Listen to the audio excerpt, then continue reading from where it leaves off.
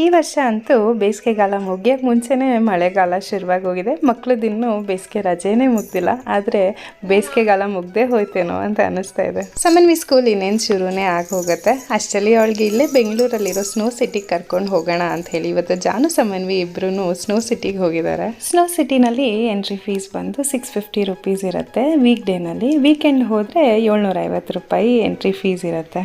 ಅವರೇನೆ socks, gloves, jacket ಎಲ್ಲ ಕೊಡ್ತಾರೆ.